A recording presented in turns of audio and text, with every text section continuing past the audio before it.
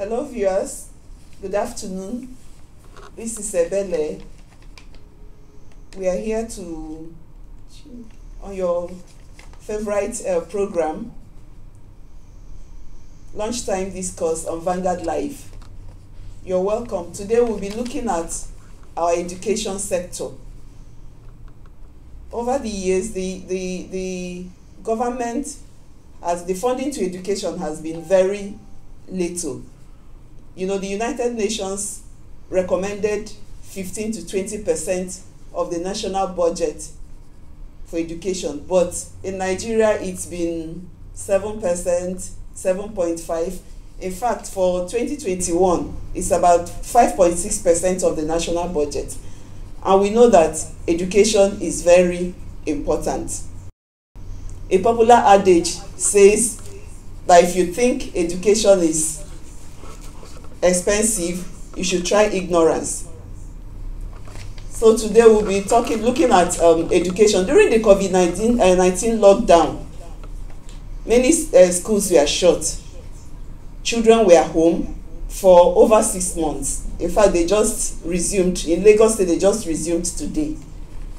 So when they were home, the schools had to look for alternatives to continue learning. So some employed social media, the internet, online, but there were complaints. Those who used Zoom complained about data, the cost of data, and then the problem of electricity in Nigeria, a perennial problem. So there were the government schools employed the use of television and radio, but they were really not effective as we wanted. So now joining me to do justice to this topic is Dr. Amed Demirhan. He is the manager and director, Barzani Memorial Library in Kurdistan, northern Iraq. He was the director of library services at the American University of Nigeria. In fact, he built up their digital and smart library, one of the best in Africa. And then he is also the project coordinator, the Middle East Digital Library. Ahmed, you're welcome. Thank you. I'm so happy to see you again. Yeah. Just let me make a full correction that we go from that. I am not doctor, but I have been administrator in universities for a long time. Okay. So I've been involved with the changes. Okay. And I'm co-director in addition to Digital Library of Middle East or Kurdish Heritage Institute Digitization project. Okay. I know it's long name, it's complicated, working international between different continents. Okay. So I'm so happy to be here. Okay. Yes. So we want to talk about online learning. So what's the difference between when you talk about online learning, e-learning, and blended learning? Well, online learning and e-learning basically say the same thing. Okay. People call it many different names. Basically, the delivering curriculum, delivering education through online via internet, okay, or via digital thing. It really doesn't mean just having via internet. You can download to the computer and it is digital, so you can still learn online, okay, or in digital format. Blended learning, I took my first online class was blended learning back in 1999. Okay. So basically, blended learning is part online from distance. Okay. The part is face to face. Nigeria has a lot of experience with blended learning. You know, the virtual university of Nigeria, or distance learning. Yeah. Basically, it's the same phenomena with online electronic version. Okay. of the TV Okay. to doing that. Of course, with electronic version, like now the way we are talking, we were in two different continents, and we can be interactive and do almost face-to-face interacting. So it was the basically jargon of the profession. Blended learning, e-learning, online learning, computer-based learning, digital learning, and so on and so forth. They all the professional jargon. But the blended learning, most of the popular version of learning is blended learning. I have involved several studies on benefit of online learning. Usually, its preferred mode of learning is blended learning. What they call it, there's no 100%, but general consensus is that you deliver your program 80% online via internet or digital media, and 20% you do face-to-face. So that called more or less most blended learning they do. That's the key. I hope it's clear. Do I need to make more clarification? No, it's okay. Like the basic difference just between the blended learning and online, right? Thank you. Okay. Yes. Yes, thank you.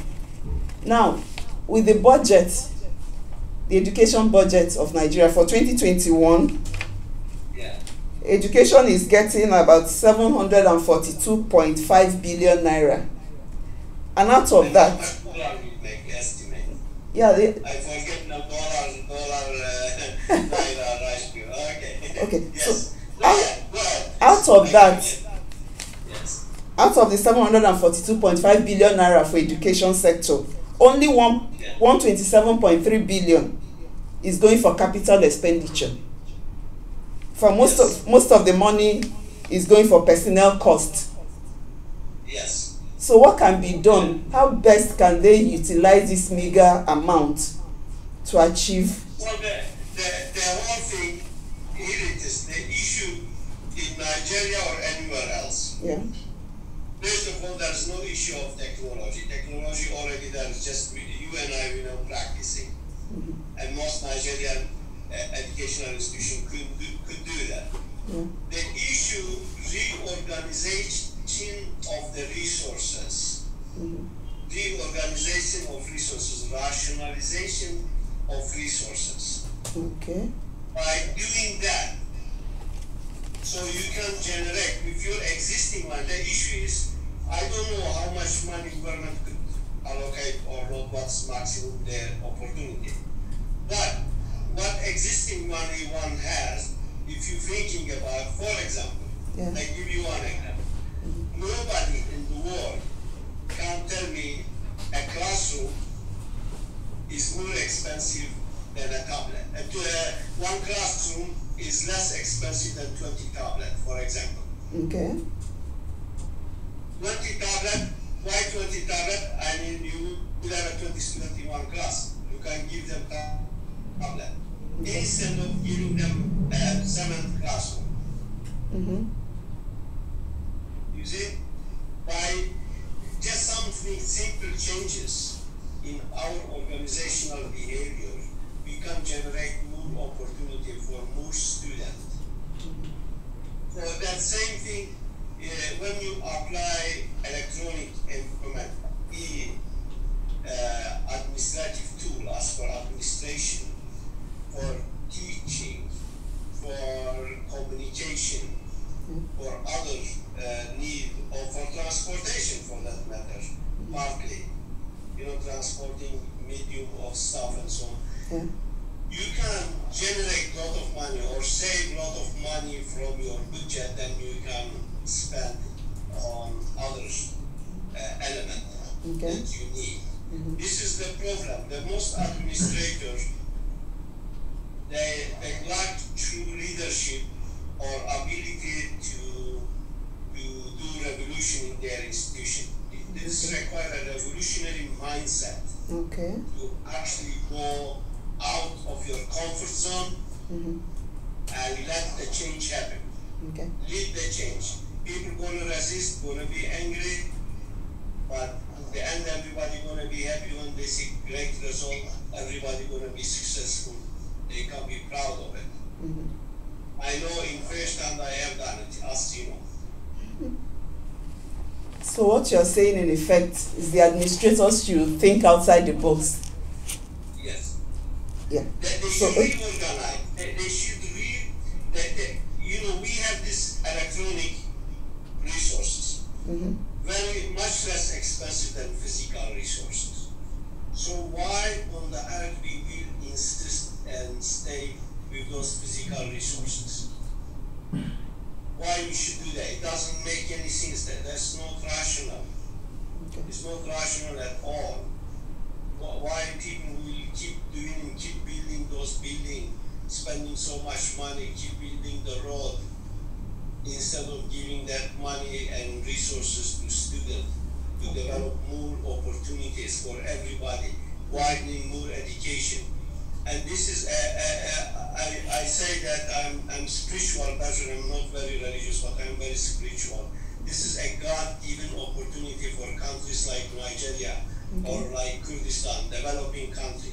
Catch up, take opportunity, go on, make a change. Okay, thank you. So, thank you.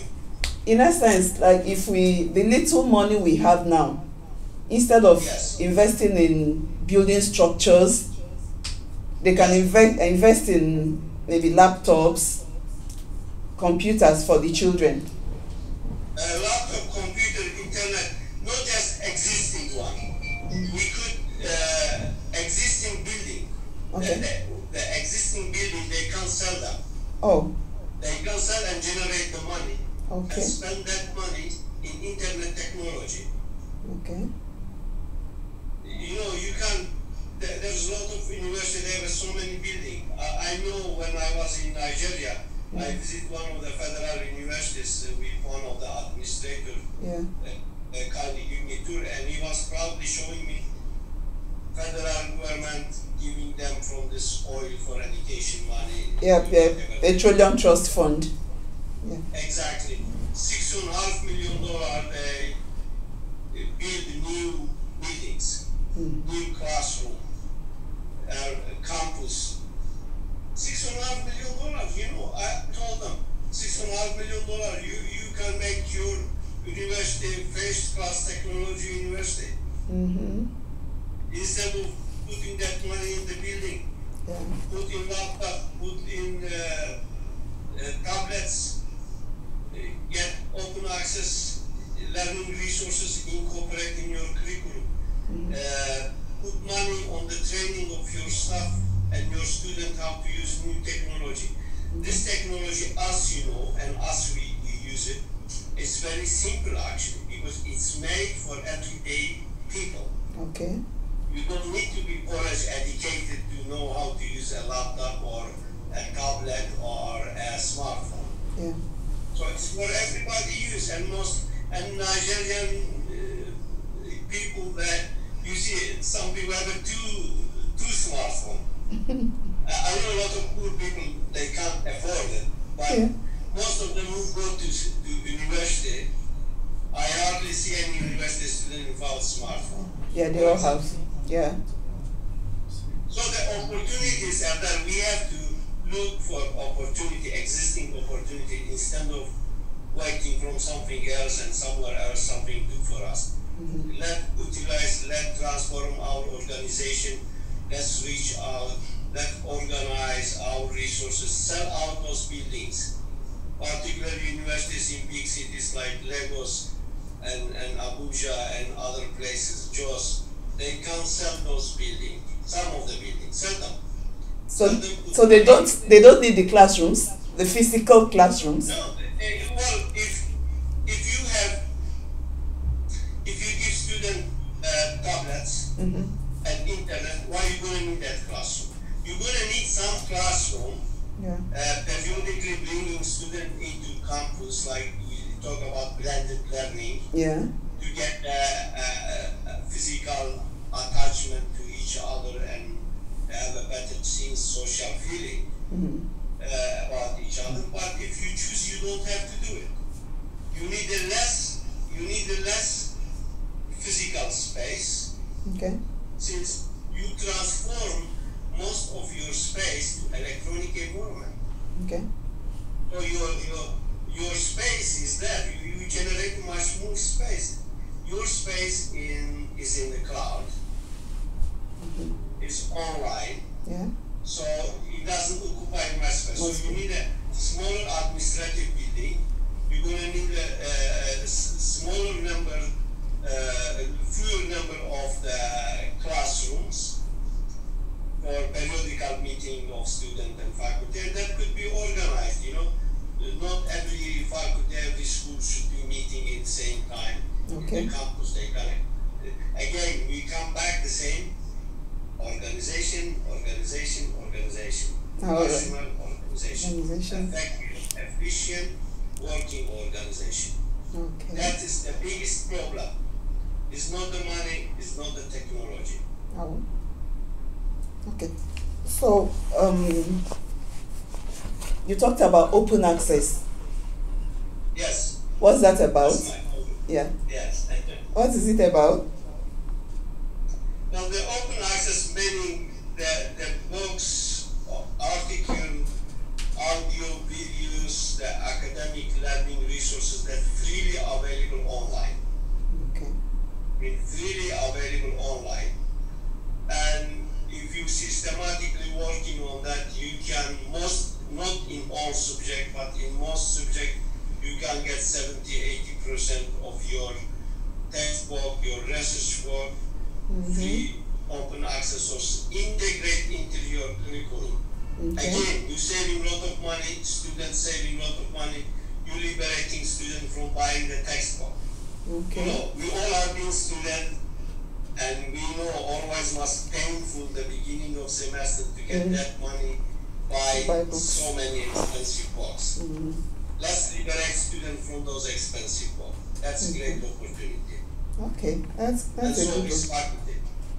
Okay, that's a good one. So you are a librarian, first and foremost. Yes. Yeah. Yes, of course. So what's the difference between a digital library and a smart library? Well, the digital library, usually everything electronic is digital because it's two, that's 0 and 1. Okay. That's the one digital is coming from. But now, for example, I'm supervising a digitization project. Yeah. In this particular case, we are transforming physical book to digital environment by scanning them. Okay. And organizing them, cataloging them to make electronically accessible. All right. Because physical book limit opportunity for the access. To increase access, we make physical book digital. Smart library, we call American University Nigerian Library Smart Library. Yeah. At that time, very few libraries in the world call themselves Smart Library. That was new. The reason we call them Smart Library, because the original building was designed to be a physical library. Yes. But when with university administration we decided to make this e-library, we didn't need all the space that we go for physical library. So we generate a lot of space. So the building consequently become classroom, become meeting room, conference room, auditorium, coffee shop, student life, a student advising, HR offices. We bring as many university function as possible in the library building. Okay. And we call it smart library because everything smartly organized, like smartphone. It's multifunctional. You go to the library, but you get your coffee need. You can go relax. You can go to meeting room. You can go to conference room. So that's multifunctionality that make it smart. Smart. Okay. Good. So just late last year, the Nigerian Minister of Education, mentioned that Nigeria has about 16 million out of school children right now. Yes. And Yes. that is very dangerous, because these children might become tools in the hands of terrorists and all the bad people. So everything, all the diseases in the society, social disease. yeah. So how will exactly? So how will the internet help in educating these children? Most of them are out of school now because of the problem in the north, the crisis. Yes. That's why they can't go to school. So how do we yes. how do we maximize? Yeah. We have to organize. We have to get organized. We have to study. We have to study community. We have to get civil organizations involved. This is job for everybody. It's not just Ministry of Education or one minister or local governor or the other. Yeah. So we have to really, if we rationalize and effectively use internet for our education and transformation of our society, that means that will create opportunity to reach more people, including those out of school children particularly. Okay. So if we have a community centers, for example, those children could come and freely learn. Okay. That's one of the issues. Recruiting as many volunteers as possible from universities, university students, faculty, teachers, civil service people, people who work in the bank. Everybody can give little time to community to reach out. Like, for example, when I was working in Florida, in addition being reference librarian, I was learning services coordinator. Okay. So part of my job to help people who semi-literate or illiterate to get their high school degree or immigrant to learn English and so on and so forth. Okay. So what I did, I recruited a lot of volunteers from the community. Then one day I was talking with one of my bank managers, coincidentally. The bank manager told me in the bank they have a policy, every employee can serve community 1 hour for free every week. Oh, okay. So, let's organize that.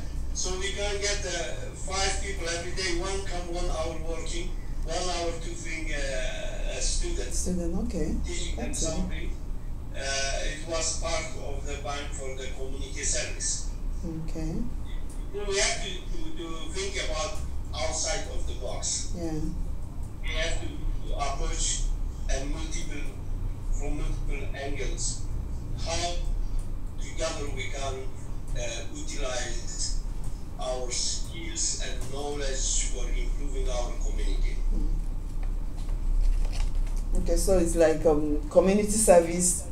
The undergraduates can now do the job. Yes. You know, maybe put in 1 hour or even 30 minutes to teach these children. Yeah, it's just like in American University, former President Margie Inside, as you know very well. Yes. She instituted the student outreach Community. program when the American University student had to go to community to do community service. Yeah.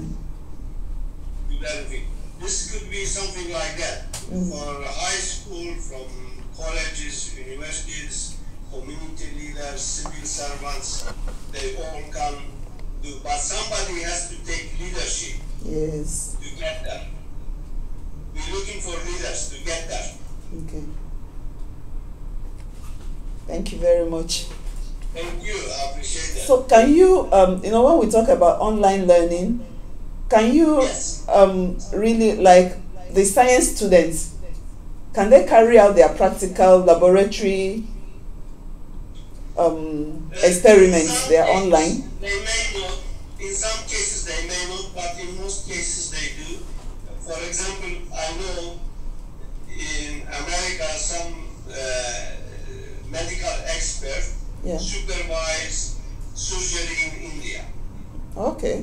they can do the practical. Okay. So Okay.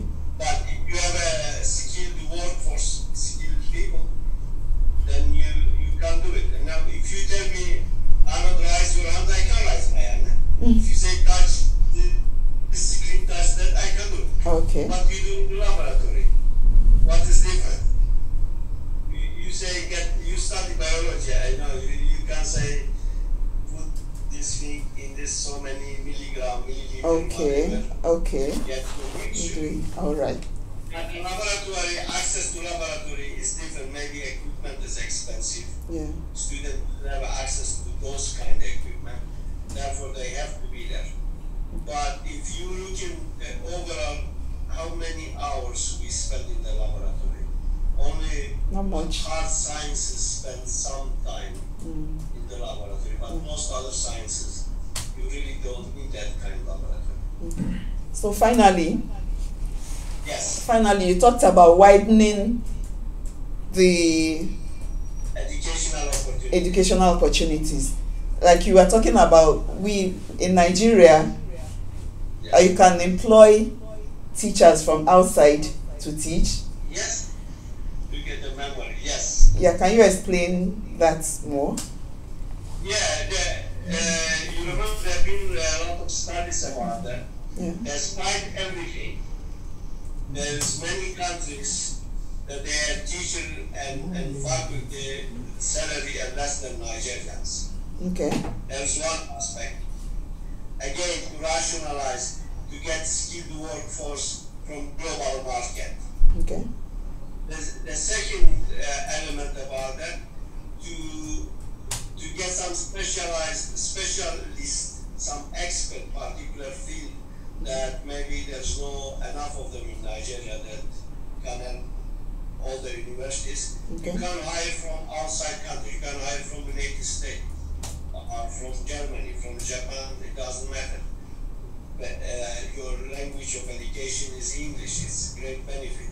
So if you don't have to bring a professor from America to Lagos, for example, you don't have to pay rent of the house, you don't have to pay their round trip ticket, you don't have to pay their insurance, so on and so forth.